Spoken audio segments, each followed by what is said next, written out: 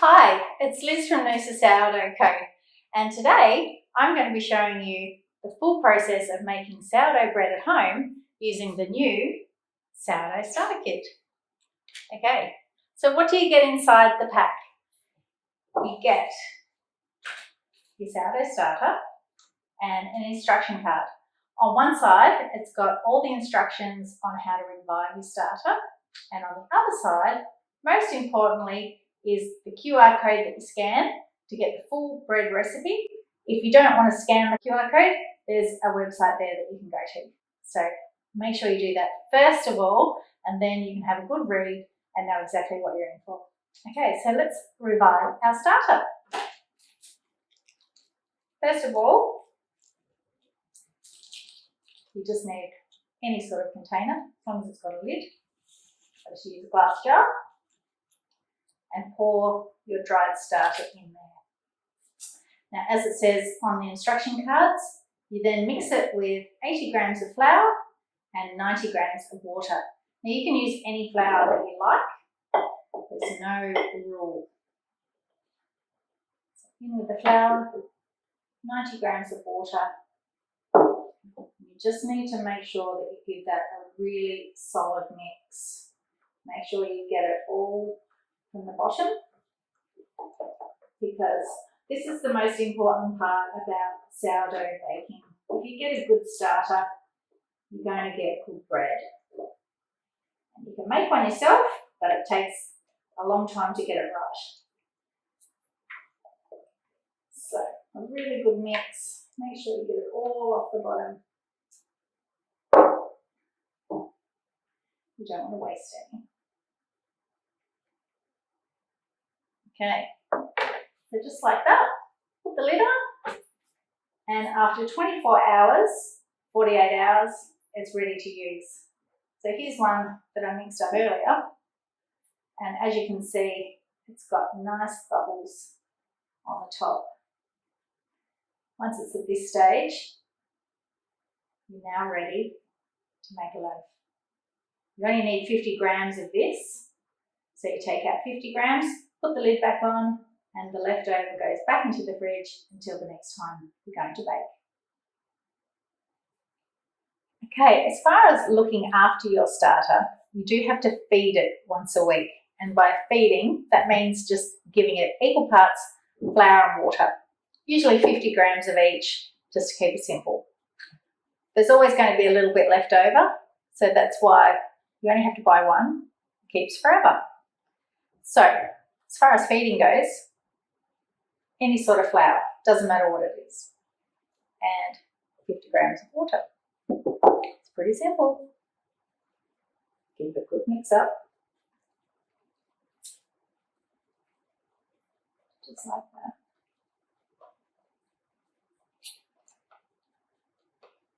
And what I like to do is have a rubber band around your container. Just move it down to the level of where you've mixed your starter to, and that's a really good way to indicate that it's risen up, because once it doubles in size, it's ready to use. Usually takes about 3 hours for this process. If it's really cold where you live, it'll take a little bit longer. Or you can always do it the night before. After that time, you will see that it's risen up, usually doubled in size. Sometimes it can even triple in size, and it will have nice bubbles on the top. When it's at this stage, you're ready to mix up a loaf. Okay, now for the fun part. We're actually going to make some bread. Now, I don't use any fancy equipment. This is the most important piece of equipment, and that's your hand, because that's how you put the lump into the bread. So, just grab yourself a bowl. This is one from the $2 shop. Now, these are our ingredients to make the bread. We've got 10 grams of salt, 50 grams of that active starter, 500 grams of plain white flour, and 350 grams of water. Now, like me, probably, when you first started making bread, you would have watched 1,000 YouTube clips and learnt 100 different techniques. This one is really simple. I don't use any fancy terminology. We just make it as logical as possible. So for me, the easiest thing to do is put the salt in first, because trust me, bread without salt is really horrible. So I always put the salt in first. It's just a habit that I've gotten into, and it ensures that every loaf tastes great. So salt in first. Next is the water. 350 grams straight in, and then you put in your active starter. You're going to get messy, so you might as well start using your fingers now. All goes in, just like that. Now when it's at this stage, I like to give it a mix around, just to make sure that it's loosened up a little bit, just so it resembles milk, just like that. And then in with the flour, 500 grams plain white flour.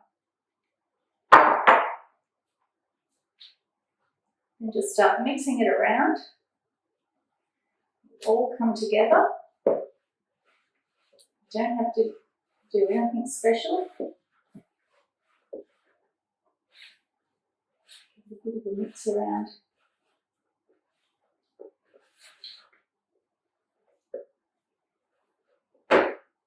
And that's it for the first stage. You just need to leave it like that for an hour for the water to be all absorbed into that flour.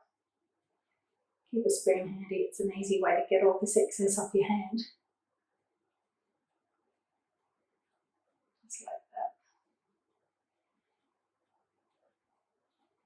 Because you don't want to wash this down the sink, because that could be a mouthful of beautiful bread.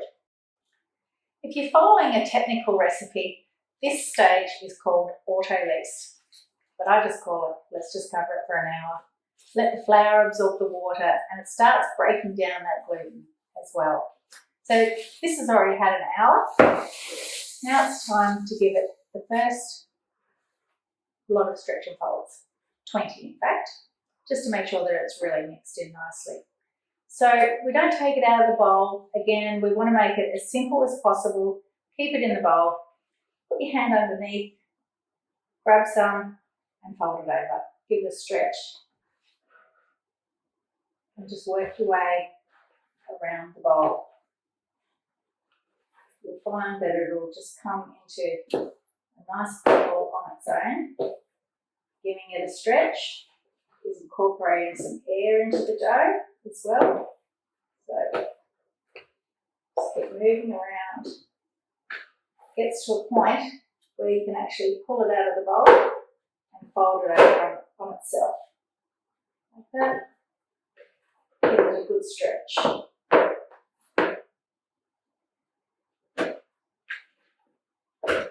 Just keep going around.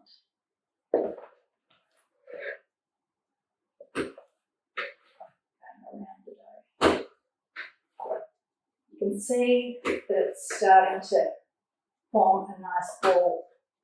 It's just about right. Okay, so when it's looking like that, now we leave it for another half an hour, and then it'll be time to do another stretch and fold.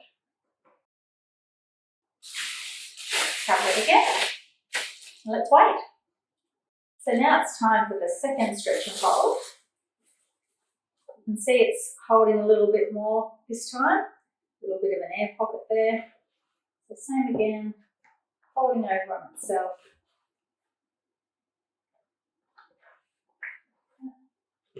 Just working your way around. You can see now it's getting really elastic. Just like that. Cover it, leave it for another 30 minutes. And then we'll come back and do the final stretch and fold.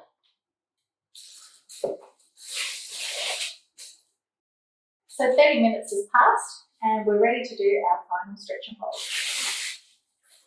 So again, same as before, you can see that the dough is really sticking together now. So same again, working your way around. I find it easy just to give it a bit of a jiggle, gives it a better stretch. Flip it over on itself. One more. Just like that. It's pretty simple. So now we're going to leave it to what we call bulk proof. Depending on where you live, will depend on how long this process takes. If it's really cold where you live, it's going to take a long time. And sometimes you can even do it overnight. If it's really warm where you live, it could be ready after about 4 hours. So let's cover it up and let it bulk. Okay, so before we actually shape our loaf, I like to get all my equipment ready. So now we need the proving bowl, which is where your loaf, after you've shaped it, is going to sit while it proves in the fridge overnight. So I just use this bowl. It's got a nice straight side. You can use anything. This is instead of buying a banneton, which is a classic bread proving bowl. So I just use a tea towel, sprinkled with some rice flour. Now, rice flour doesn't have any gluten in it, so it stops the bread dough from sticking. So just sprinkled like that, and then it's all ready to go. So now it's up to shaping our bread. Nice, generous amount of flour on the bench. Just stops it from sticking. Okay, so let's get this dough out of the bowl.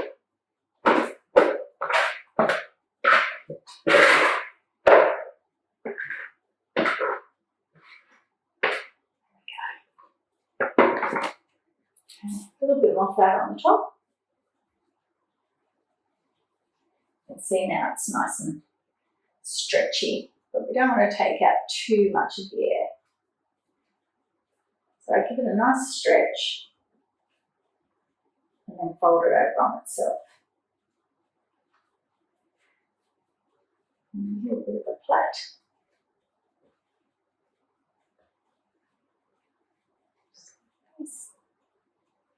And then roll it up. This forms a nice tight loaf. Pinch those sides up, stops it from coming apart.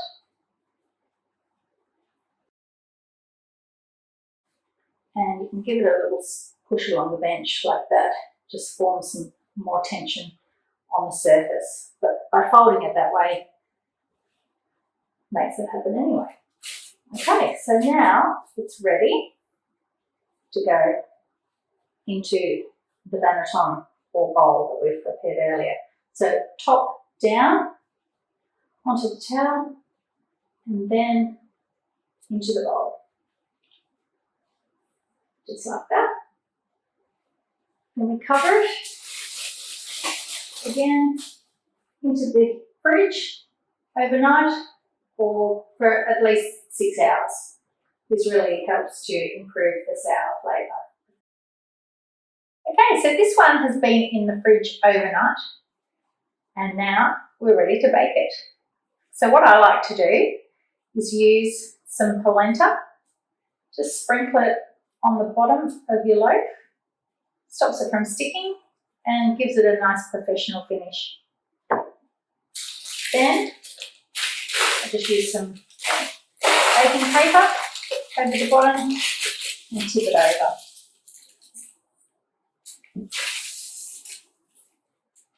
And there's our loaf. It's been nicely shaped. I like to give it a dusting of plain flour over the top because that makes your pattern stand out a little bit more.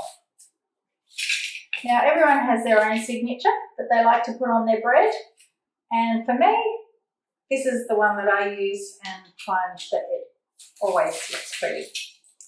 So I work in a 4-part process. I don't put the knife in too deep here. This is more just as a guideline. Then in with the pointy end, down either side. As you can see, I'm not using a fancy tool. You can buy them. However, this is just from the $2 shop again. So as I said, you don't need to spend a fortune to start making sourdough. So again, we just copy that down each side.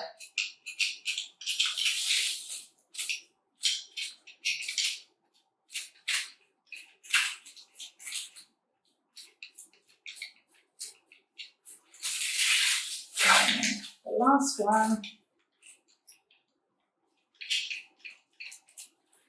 Now, if you don't put any marks on your bread, you'll find that it will split when it starts to cook. So you want to put a weakened point in the bread to allow it to expand. That's what we call oven spring. So I like to just do a full cross over the top.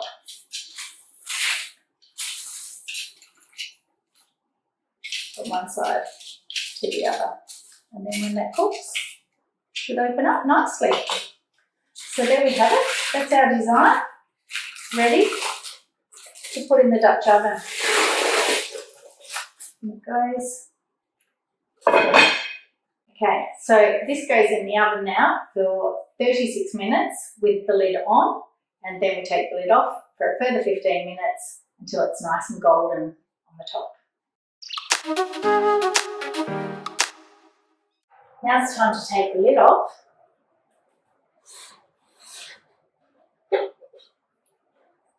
Whoa. And 15 more minutes. Now the moment of glory.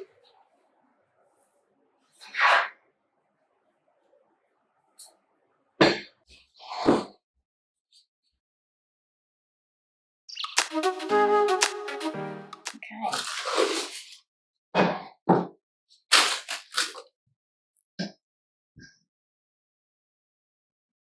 The hardest part with making sourdough is that it smells so good, but while it's cooling, the crumb's still forming, so you have to try really hard not to cut it while it's hot.